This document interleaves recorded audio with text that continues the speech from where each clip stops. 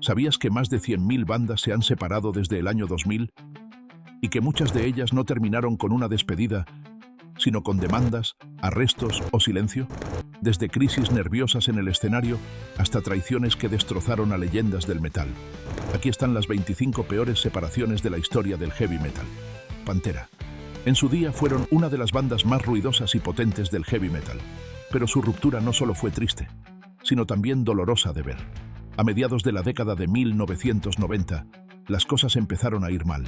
Phil Anselmo, el cantante, sufría terribles dolores de espalda. En lugar de tomarse un descanso o buscar ayuda, empezó a consumir heroína. Eso lo cambió todo. Dejó de acudir a los ensayos. Se alejó de Dimebag Darrell y Vinnie Paul, sus compañeros de banda. Se distanciaron como si fueran extraños. Cuando llegó el momento de grabar su álbum de 1996, ni siquiera trabajaron en el mismo estudio. No hablaron las cosas. Simplemente se mantuvieron alejados. Ese silencio lo decía todo. Intentaron mantener la banda, pero ya se estaba desmoronando. En 2003 se separaron definitivamente. Pero eso no fue lo peor. Solo un año después ocurrió algo horrible.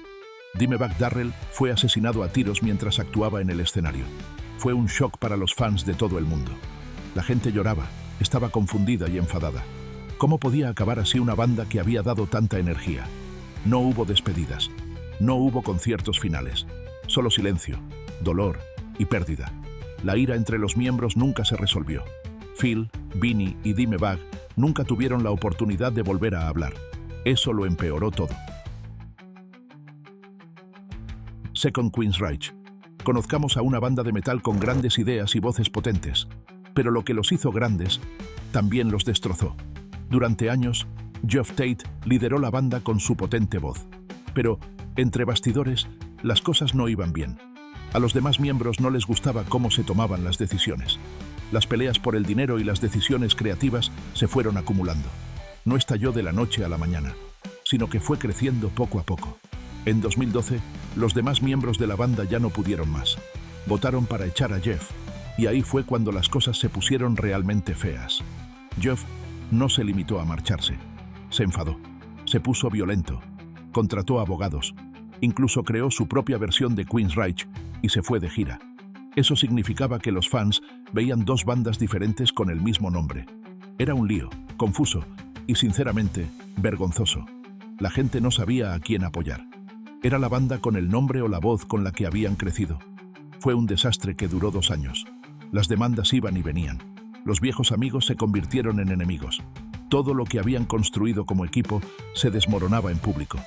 En 2014, finalmente se llegó a un acuerdo.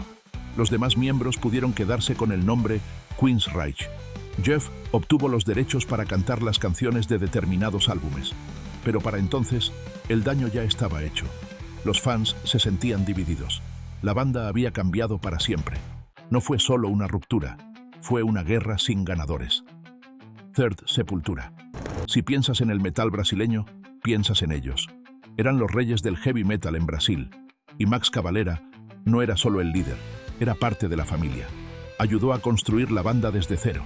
Pero cuando las cosas empezaron a desmoronarse en la década de 1990, fue más que un simple negocio. Era algo personal. Los problemas comenzaron siendo pequeños. Disputas sobre los representantes. Diferentes opiniones sobre cómo debía crecer la banda. Luego, el hijastro de Max murió repentinamente y todo cambió. Max quería tiempo, necesitaba espacio, pero la banda siguió adelante sin él. Esa decisión fue muy dolorosa. Cuando Max se marchó en 1996, no fue solo dejar un trabajo, fue como perder una parte de sí mismo. El resto de Sepultura incorporó a un nuevo cantante y mantuvo el nombre. Max, dolido y enfadado, formó una nueva banda llamada Soulfly. Ambas bandas siguieron adelante. Ambas siguieron haciendo música. Pero los fans notaron que faltaba algo. La unidad había desaparecido. La gente tomó partido. Algunos se quedaron con Sepultura. Otros siguieron a Max. La energía que una vez compartieron se dividió en dos. Korn. Esta siempre fue una banda que vivió al límite. Su sonido, su aspecto y sus luchas estaban a la vista de todos. Pero en 2005 ocurrió algo importante. Brian Head Welch, uno de los guitarristas, se marchó. Llevaba mucho tiempo consumiendo sustancias. Su vida se estaba descontrolando. Entonces encontró la fe y decidió que no podía seguir viviendo así. Se despidió de la banda, pero no de forma discreta. Su decisión fue noticia. Algunas personas se sintieron orgullosas de él. Otras se quedaron desconcertadas o incluso enfadadas. Korn siguió adelante sin él, pero el vacío que dejó era enorme. La música cambió. El ambiente era diferente. Head se marchó para dedicarse a su carrera en solitario. Escribió un libro. Habló sobre la fe y la recuperación. Parecía que había dejado atrás su antigua vida para siempre. Pero las cosas no eran tan sencillas. Los fans echaban de menos el sonido antiguo. Korn parecía tener dificultades con su nueva dirección. Durante 8 años, la separación se mantuvo. Entonces, en 2013, Head regresó. Fue todo un acontecimiento. Volvió a tocar con ellos y los fans lo aclamaron. Pero ese regreso no borró el pasado. Lamb of God. Las grietas estaban ahí. Alrededor de 2006, las cosas empezaron a cambiar. La música se volvió más personal. Las letras ya no trataban de política, sino del dolor. Randy Blythe, el cantante, estaba pasando por un mal momento. La depresión le afectó mucho. El alcohol no le ayudó. Intentó mantenerse a flote, pero estar siempre de gira empeoró las cosas. No estaba bien mentalmente. Su vida empezó a desmoronarse entre bastidores. El resto de la banda se dio cuenta. Intentaron seguir con la música, pero la apretada agenda de conciertos, los viajes y la presión estaban pasando factura. Las familias en casa estaban sufriendo. Las relaciones se volvían más difíciles de mantener. Todos estaban cansados. Nadie era realmente feliz. No se separaron, pero apenas se mantenían unidos. En 2012, las cosas empeoraron aún más. Randy fue arrestado en el extranjero después de que un fan muriera durante un concierto anterior. Eso sacudió a la banda hasta la médula. El caso atrajo mucha atención. Los fans quedaron conmocionados. La banda lo dejó todo. Randy fue declarado inocente, pero el daño ya estaba hecho. Después de eso, Lamb of God empezó a moverse con más cautela. Ya no se trataba solo de música, sino de sobrevivir. Lo consiguieron, pero no sin cicatrices. Sixth Skeleton Witch. Puede que Skeleton Witch no sea tan famosa como otras bandas, pero su separación de Chance Garnett en 2014 sacudió su mundo. No era solo un cantante, era la voz que los fans conocían. Luego vino el arresto, acusaciones de violencia doméstica. La noticia fue rápida y contundente. Los fans no sabían qué pensar. La banda no esperó. Cortaron lazos casi de inmediato. No dieron muchos detalles. No lo defendieron. Simplemente siguieron adelante. Durante un tiempo dieron conciertos sin cantante. Se sentía vacío. La banda intentaba sobrevivir, pero le faltaba el corazón. La gente se preguntaba, ¿encontrarían a alguien nuevo? ¿Podría la banda recuperarse de algo tan grave? En 2018, finalmente consiguieron un nuevo líder. Su sonido cambió, su aspecto cambió. Se convirtieron en una banda diferente. 7. Overkill. El daño que destrozó a esta banda llevó tiempo y fue profundo. A principios de la década de 1990, las cosas dentro de la banda empezaron a ponerse feas. El guitarrista Bobby Gustafson llevaba años en la banda. Ayudó a crear el sonido que encantaba a los fans. Pero Gustafson no era feliz. Sentía que le estaban dejando fuera de las decisiones. Quería tener más voz en la creación de las canciones. También quería más dinero. El resto de la banda no estaba de acuerdo. Pensaban que Gustafson pedía demasiado. Las peleas se hicieron más fuertes. La gente dejó de hablar. La tensión se volvió tan insoportable que Gustafson finalmente se fue. Cuando se marchó, fue como si una grieta dividiera a la banda en dos. Encontraron nuevos miembros para reemplazarlo, pero los fans sabían que no era lo mismo. El sonido cambió. La sensación cambió. Gustafson y la banda tampoco se quedaron callados. A lo largo de los años, ambas partes se dijeron cosas desagradables en entrevistas. El rencor nunca desapareció. Lo que comenzó como una pelea por dinero y música se convirtió en una herida profunda que nunca sanó. Gustafson se sintió traicionado. 8. Guns N' Roses. Esta es la historia de cómo una banda se hizo famosa. Cuando llegó la década de 1990, las cosas dentro de la banda eran un desastre. Al principio, parecían un equipo de ensueño.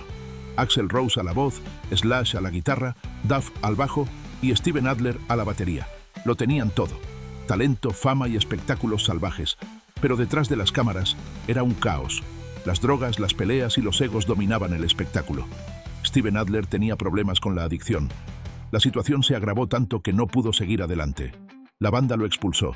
Fue una decisión difícil, pero dijeron que no tenían otra opción. Entonces Axl empezó a llegar tarde a los conciertos. A veces ni siquiera aparecía. Los fans se cansaron de esperar. Las salas se enfadaron. El resto de la banda se hartó. La confianza se rompió. Slash, a quien muchos consideraban el alma de la banda, no pudo aguantar más. Se marchó. Después de eso, Guns N' Roses ya no fue lo mismo. Claro, siguieron tocando. Axl trajo gente nueva. El nombre siguió vivo, pero faltaba el alma. Era como ver la sombra de algo grandioso. 9. Life of Agony. Estos chicos tenían un sonido que cautivaba al público. Su tercer álbum, Soul Searching Sun, salió en 1997 y supuso un paso adelante. Los fans estaban ahí. La música era potente. Pero algo no iba bien entre bastidores. La cantante Mina Caputo estaba pasando por un mal momento. No solo por la fama o la presión, sino por su identidad personal. No se sentía bien. El dolor se hizo demasiado fuerte. Caputo tomó la decisión de dejar la banda. Fue un shock para los fans. Su voz no era solo parte de la música, era el alma de la banda. La banda no se rindió de inmediato. Intentaron seguir adelante. Contrataron a una nueva cantante y dieron más conciertos. Pero no funcionaba. Faltaba la magia. Las canciones sonaban planas. La conexión se había perdido. Los fans lo notaron. En 1999, la banda lo dejó todo. Dijeron que no podían seguir sin Caputo. Y tenían razón. Algunas voces están demasiado ligadas a una banda como para poder sustituirlas. Más tarde, Caputo hablaría abiertamente sobre sus dificultades. Esto permitió a los fans comprender mejor por qué se había roto el grupo. No era solo un problema del grupo, era algo personal. La gente empezó a entenderlo. Pero eso no cambió el pasado. La ruptura fue muy dura. Fue silenciosa. Godflesh. Godflesh hacía música pesada y oscura. En 2001, sacaron su sexto álbum, Himnos. Era diferente de su sonido anterior. Intentaron algo nuevo, pero no a todo el mundo le gustó el cambio. El bajista Ben Green no estaba contento. No le gustaba la nueva dirección. Sentía que la música estaba perdiendo su esencia. Justo antes de una gran gira, se marchó, sin previo aviso. Simplemente se fue. Fue un golpe duro. Los fans se quedaron sorprendidos. El resto de la banda quedó conmocionado. Luego las cosas empeoraron. El líder Justin Broderick no pudo soportar la presión. Sufrió un colapso nervioso. Todo se detuvo. La gira se canceló. La banda se separó en 2002. No hubo concierto de despedida. No hubo palabras finales. Solo silencio. Fue como si se hubieran desvanecido. Los fans quedaron en shock. Godflesh no se fue con una explosión. Se desmoronaron desde adentro. Con el paso de los años, la gente se preguntaba qué había pasado. ¿Por qué había terminado así? Las entrevistas dieron algunas respuestas. Broderick habló del estrés, el dolor y el agotamiento. Green habló de haber perdido la fe en el sonido. Juntas, sus voces contaban una historia triste. No de odio, sino de peso. Pentagram. Esta banda siempre tuvo una música oscura, pero su historia real se volvió aún más oscura. En 2017, el cantante Bobby Liebling se metió en serios problemas. Fue arrestado por agresión y abuso. La noticia se difundió rápidamente. Los fans quedaron conmocionados. No era solo un rumor. Pasó 18 meses en la cárcel. Durante ese tiempo, la banda tuvo que actuar. El guitarrista Victor Griffin se hizo cargo de la voz. Siguieron dando conciertos. Intentaron mantener viva la música. Pero no fue fácil. La gente no olvidó lo que pasó. Las acciones de Liebling cambiaron la forma en que muchos veían a la banda. Ya no se trataba solo de música. Se trataba de confianza, de seguridad, de lo que está bien y lo que está mal. Algunos fans se marcharon. Otros intentaron separar la música del hombre. Pero la mancha seguía ahí. La banda intentó seguir adelante, pero el daño era profundo. Liebling había sido la cara y la voz de Pentagram. Sin él, las cosas eran diferentes. Y con él, las cosas parecían rotas. Era una situación en la que todos perdían. En todas las entrevistas se mencionaba el arresto. En todos los conciertos había preguntas. Led Zeppelin. Los reyes del heavy metal no se separaron por un drama. Se separaron por la muerte. En 1980, murió el baterista John Bonham. Bebió demasiado y nunca despertó. No fue solo una pérdida. Fue el fin. La banda no intentó reemplazarlo. No hicieron giras sin él. Tomaron una decisión. Sin Bonham, no había Zeppelin. Esa decisión conmocionó al mundo. La mayoría de las bandas siguen adelante. Led Zeppelin Number Law dejaron rápidamente, sin despedidas largas, solo silencio. Ese tipo de lealtad es poco común. Sabían que Bonham era insustituible. Su batería era el corazón de la banda. Sin él, la música nunca sería la misma. Los fans estaban desconsolados.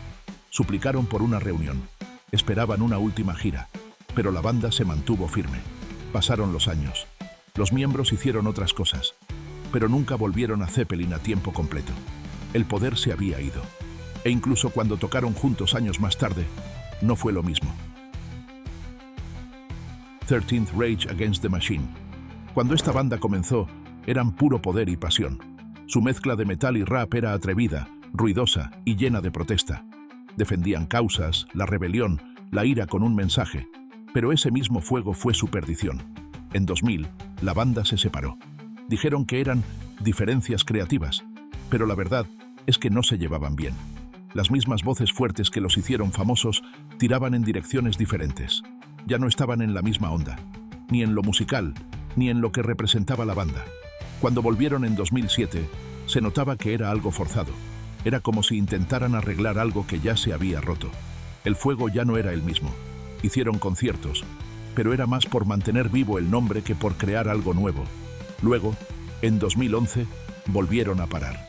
Otro silencio. Los fans seguían teniendo esperanza, pero estaba claro que la banda apenas se mantenía a flote.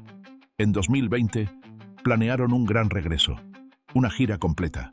La gente estaba emocionada, pero entonces el mundo se detuvo por culpa de la COVID.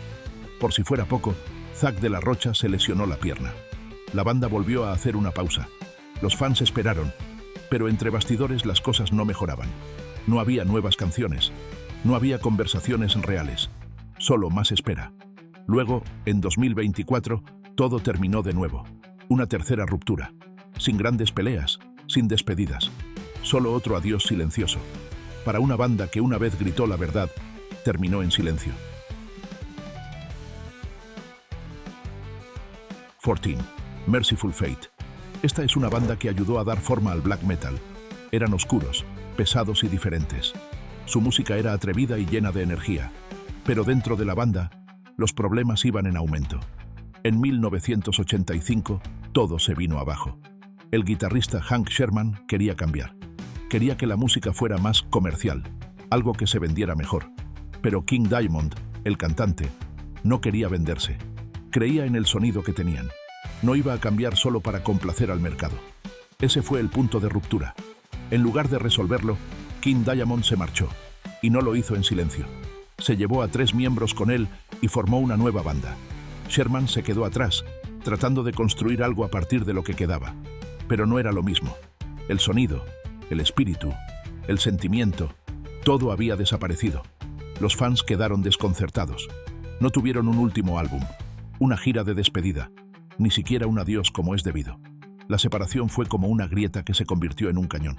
Merciful Fate se convirtió en una banda muy importante para los fans del metal, pero terminó demasiado pronto. Sus canciones eran potentes, pero su trabajo en equipo no lo era. El orgullo se interpuso. Nadie quería ceder. Nadie quería escuchar. No se trataba solo de música, se trataba de control. De quién tenía la última palabra. De poder. Una vez que comenzó esa lucha, el final estaba cerca. Merciful Fate no necesitaba enemigos. Se tenían los unos a los otros. 15. The Chariot.